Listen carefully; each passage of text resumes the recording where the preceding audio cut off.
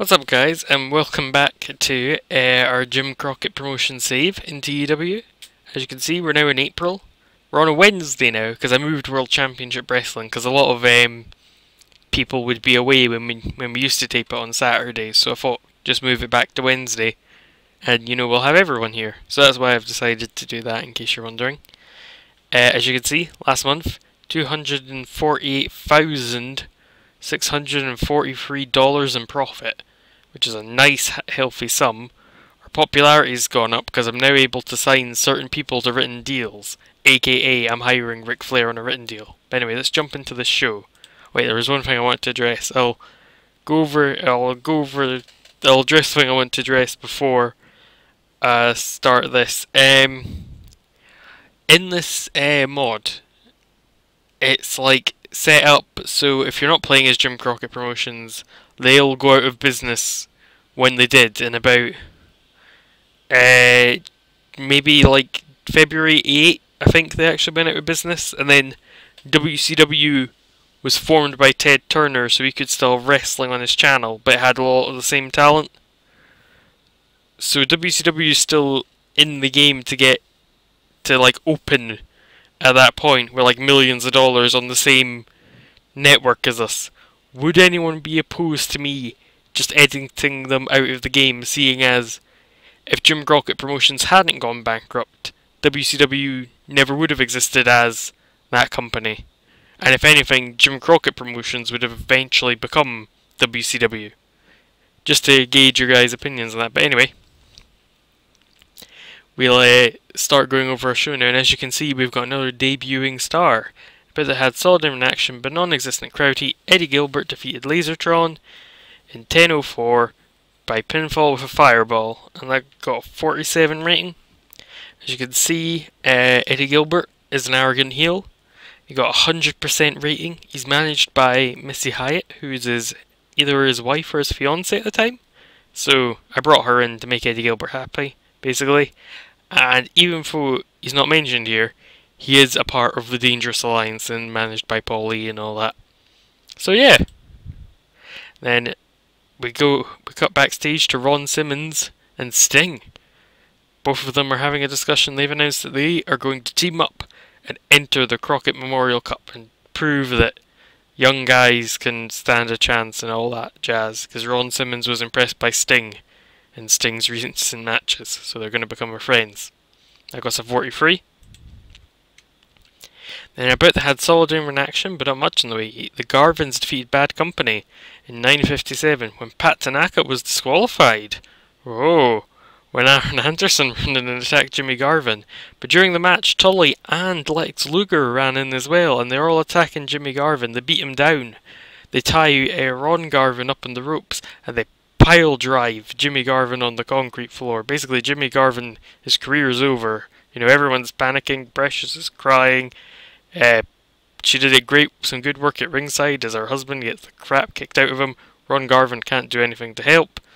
It was a 55 rating. Setting up storylines. The Garvins out the Crockett Cup, even though this wasn't a match in the tournament. They've been removed because, well, they can't compete, can they? He's injured. So who's going to be in? Well, here's another team that are going to be in. In fact, another two teams. It's Ron Simmons and Sting.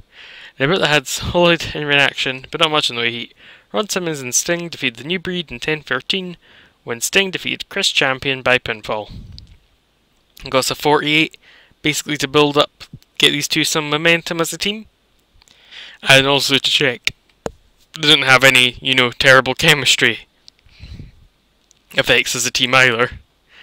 Ron Garvin challenges Ric Flair to a match because he's so angry about what he's done to his brother, and he says he'll even go so far as he'll put his career on the line to get revenge on Ric Flair and what he did. He's going to beat the absolute living crap out of Ric Flair. And that got us a 57. So you can see this is building up to our world title match that we're coming up to. And about that had solid reaction, an average heat. Kerry Von Erich defeating Manny Fernandez in 15:33. That was a 55. Again, just a little bit of just to build Kerry up a bit, get him some more momentum, even though he's a main eventer, just get things going. But after the match, he's celebrating, but who runs in? Then Dutch Mantell and his new friend, because Stan Hansen wouldn't sign for us, Terry Gordy, who I'm a massive fan of. And they run in and they beat Kevin Von Erich down into the mat. I got us a 47.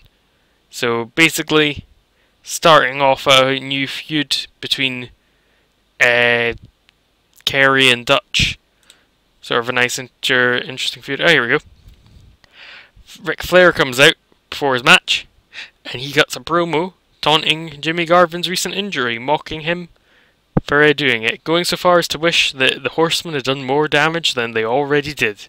You know, they left him beaten and broken on the concrete floor, and Flair thinks that wasn't enough. Basically, Flair, he's a bit of an asshole. In storyline terms, anyway. Who comes out? But it's only Rubbish Ronnie Garbage. And they have a heated confrontation and eventually come to blows. You know, he uses those iron fists.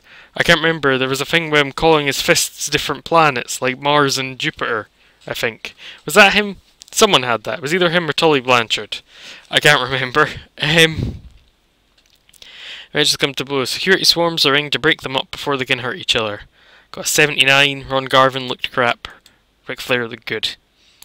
Basically, to be honest, I don't really want this feud to continue much longer. So basically, well, you can probably guess who's going to win of the two. With if Ron Garvin's putting his career on the line, you know, things might not be going well for Rugged Ronnie. Let's put it that way. Then our main event, and about to feature great action and great heat from the audience. Ric Flair defeated Road Warrior Hawk even in 1557 by pinfall by using underhanded tactics. Oh, he's a right dodgy one, that Ric Flair.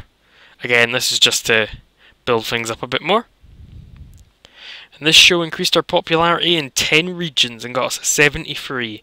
As you can see, those Flair segments in particular. Flair is a big money draw at this point. He's a mega star.